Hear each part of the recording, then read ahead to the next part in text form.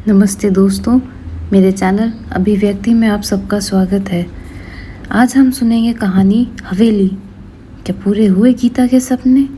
तो आइए शुरू करते हैं। साडा चिड़िया दा चंबावे, बाबुल असां उड़ जाना। यानी, हे पिता, हम लड़कियों को अपने पिता के घर में रहना चिड़ियों के घोंसले में पल रहे नन्हे चूजों के समान होता है, जो जल्दी ही बड़े होकर उड़ जाते हैं। हे पिता, हमें तो बिछड़ जाना है। लोग कहते हैं कि हमारे लोकगीतों में ज़िंदगी के दुख दर्द की सच्चाई बयां होती है, मगर गीता के लिए इस लोकगीत का मतलब गलत साबित हुआ। आसपास की सभी लड़कियां ससुराल जाकर अपने परिवार में रम गईं, मगर गीता ने यूं ही सारी ज़िंदगी निकाल दी। इस तन्हा ज़िंदगी का बोझ ढोते ढोते गीता के सारे एहसास मर चुके थे। कोई अरमान नहीं था। अपनी अधेड़ उम्र तक उसे अपने सपनों के राजकुमार का इंतज़ार रहा, मगर अब तो उसके बालों में पूरी सफ़ेदी उतर चुकी थी। आस पड़ोस के लोगों के सहारे ही अब उसके दिन कट रहे थे। एक वक्त था जब इसी हवेली में गीता का हंसता खेलता भरा पूरा परिवार था। अब तो यहाँ केवल गीता है और उसकी पकी हुई गम से भरी जवानी। वह लगातार खंडहर होती जा रही ये पुरानी हवेली। गीता की कहानी इसी खस्ता हाल हवेली से शुरू होती है और उसका खात्मा भी यहीं होना तय है। गीता की शादी धूमधाम से हुई थी। बड़े बड़े पंडाल लगाए गए थे। हजारों की तादाद में घराती और बाराती इकट्ठा हुए। ऐसे ऐसे पकवान बनाए गए जो 5 स्टार होटलों में कभी न बने हों।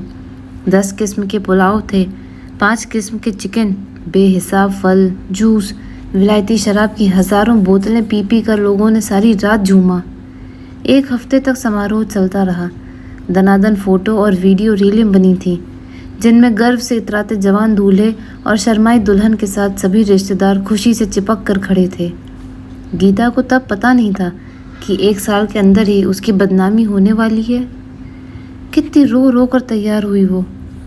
यानी शादी के दिन, शादी के बाद मैंने बिलख बिलख कर ससुराल जाने की तैयारी कर ली। हर किसी की आंखों में आंसू हैं। गीता का चेहरा शर्म से लाल सुर्ख हुआ जा रहा था और वह अंदर से इतनी ज़्यादा खुश थी कि एक बहुत बड़े रईस परिवार से अब जुड़ गई है। 2 महीने बाद उसे अपने पति के साथ लंदन जाना था। लड़के के परिवार वाले भी बेहद खुश दिख रहे थे। दूल्हा बड़ी शान से एक सजे हुए विशाल हाथी पर बैठकर आया था। फूलों से लदी एक काली सुंदर चमचमाती लंबी लिमोजीन कार गीता की डोली ले जाने के लिए सजी संवरी उसके पीछे पीछे आई थी।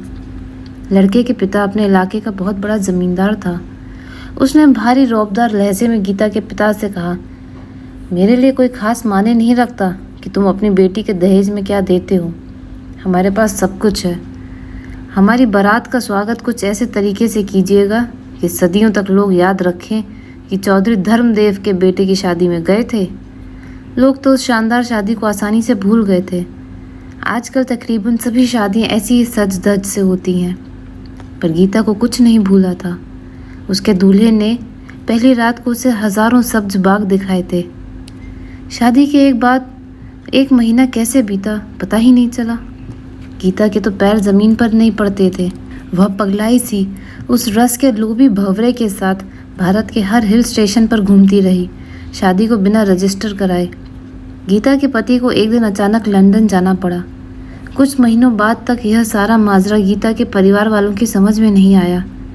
गीता तो कुछ ज़्यादा ही हवा में थी कि विदेश जाकर यह कोर्स करेगी, वो काम करेगी। कुछ दिनों तक गीता मायके में रही। ससुराल से कोई खोज खबर नहीं मिल पा रही थी।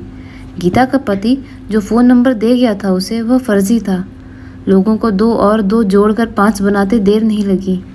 अखबारों को भनक लगी तो उन्होंने मिर्च मसाला लगाकर गीता के नाम पर बहुत कीचड़ उछाला। पत्रकारों को भी मौका मिल गया था अपनी भड़ास निकालने का। कहने लगे कि लालच के मारे ये मिडिल क्लास लोग बिना पूछे बिना जांचे किसी भी विदेशी दूल्हे के साथ अपनी लड़कियां बांध देते हैं। ये एनआरआई रईस 2-3 महीने जवान लड़की का जिस्मानी शोषण करके फुर हो जाते हैं। फिर ये लड़कियां विधवाओं से भी गई गुजरी जिंदगी बसर करती हैं। आने वाले समय में ज़िंदगी ने जो कड़वे अनुभव गीता को दिए थे, वे उसके लिए पल पल मौत की तरफ ले जाने वाले कदम थे। उसके माता पिता ने शादी में 25 लाख रुपए खर्च कर दिए और क्या कुछ नहीं दिया। एक बड़ी कार भी उसे दहेज में दी। खैर 2-3 महीने बाद एक नया नाटक सामने आया। गीता के बैंक खाते में पति ने कुछ पैसे जमा किए। अब वह उसे हर महीने कुछ रुपए भेजने लगा ताकि पैसे के लिए ही सही गीता उसके खिलाफ कोई हो हल्ला ना करे। गीता के पिता ने कुछ रिश्तेदारों को साथ लेकर उसकी ससुराल जाकर खोजबीन की। पता चला कि लड़का तो लंदन में पहले से ही शादीशुदा है। ये बात उसने अपने माँ बाप से भी छुपाई थी। कुछ अर्सा पहले उसने अपनी मकान मालकिन से ही शादी कर ली ताकि वहाँ का परमानेंट वीज़ा लग जाए। बाद में उसे पीछा छुड़वा कर वह गीता से शादी करने से 7 महीने पहले एक और रूसी गोरी मैम से कोर्ट में शादी रचा चुका था। गीता के साथ तो उसने अपने माँ बाप को खुश रखने के लिए शादी की थी ताकि वह सारी उम्र उनकी ही सेवा में लगी रहे। इस मामले में गीता के घर वाले उसके ससुराल वालों को फंसा सकते थे, मगर ये उतना आसान नहीं था। गीता के माँ बाप ने उसके ससुराल पक्ष पर सामाजिक दबाव बनाना शुरू किया और अदालत का डर दिखाया तो वे 5 लाख रुपए देकर गीता से पीछा छुड़ाने का ऑफर लेकर आ गए। गीता की शादी भारत में रजिस्टर नहीं हुई थी और इंग्लैंड में उसकी कोई कानूनी मंजूरी नहीं थी, इसलिए गीता के घर वाले उसके पति का कुछ नहीं बिगाड़ सकते, जिसने गीता के साथ यह घिनौना मजाक किया था। गीता के ससुराल वाले चाहते थे कि 1 महीने तक उनके बेटे को, जो गीता ने सेक्स सर्विस दी थी, उसका बिल 5 लाख रुपए बनता है। वह लेकर गीता दूसरी शादी करने को आज़ाद थी। वे बाकायदा तलाक दिलाने का वादा कर रहे थे। अब गीता का पति उनके हाथ आने वाला नहीं था। तब गीता के ससुराल वालों ने उसके परिवार को एक दूसरी योजना बताई। गीता का देवर अभी कुंवारा ही था। उन्होंने सुझाया कि गीता चाहे तो उसके साथ शादी कर सकती है। ऐसा खास तौर पर तब किया जाता है जब पति की मौत हो जाए। गीता की मर्जी के बिना ही उसकी ज़िंदगी को लेकर अजीब अजीब किस्म के करार किए जा रहे थे। वो हर बार मना कर देती। कोई उसके दिल के भीतर टटोल कर देख ही नहीं रहा था कि उसे क्या चाहिए। फिर कुछ महीनों बाद गीता के ससुराल वालों का यह प्रस्ताव आया कि गीता के परिवार वाले 10 लाख रुपए का इंतज़ाम करें और गीता को उसके पति के पास लंदन भेज दें। शायद गीता के पति का मन अपनी विदेशी मैम से भर चुका था और वह गीता को बीवी बनाकर रखने को तैयार हो गया। गीता सामने से हर बार इतने अटपटे प्रस्ताव रखे जाते कि उसका खून खौल उठता। शुरू में तो गीता को लगता कि उसके परिवार वाले उसके लिए कितने चिंतित हैं और वे उसकी पटरी से उतरी गाड़ी को ठीक ठीक करके चढ़ा देंगे, मगर फिर उनकी पिछड़ी सोच पर गीता को खींचकर झुंझुलाहट होने लगती। गीता अपने दुखों का पक्का इलाज चाहती थी। समझौते वाली ज़िंदगी उसे पसंद नहीं थी। वह हाड़ मांस की बनी एक औरत थी और इस तरह का कोई समझौता उसकी खराब शादी को ठीक नहीं कर सकता था।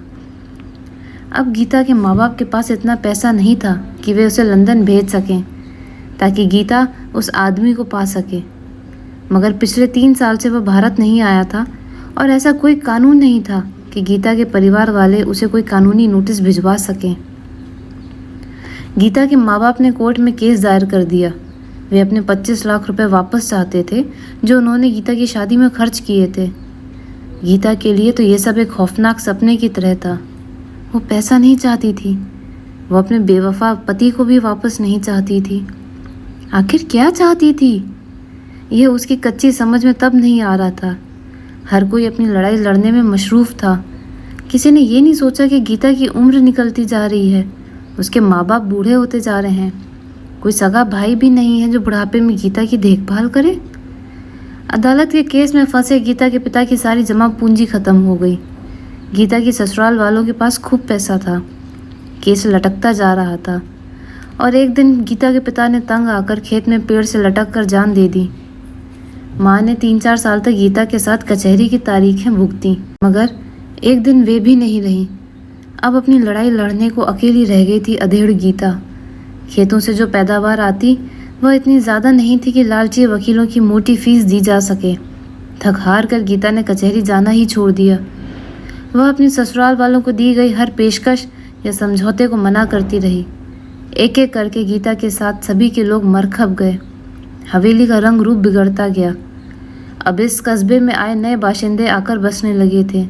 सरकार ने जब इस क्षेत्र को स्पेशल इकोनॉमिक जोन बताया तो आसपास के खेतों के कारखाने खुलने लगे। उनमें काम करने वालों के लिए गीता की हवेली सबसे सस्ती जगह थी। गीता किराए के सहारे ही हवेली का थोड़ा बहुत रख रखाव रख रही थी। अपने बारे में तो उसने कब से सोचना छोड़ ही दिया था।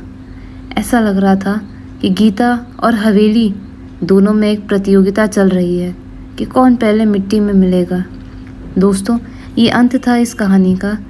आपका साथ चाहिए, साथ जुड़े रहें एक और नई कहानी के लिए।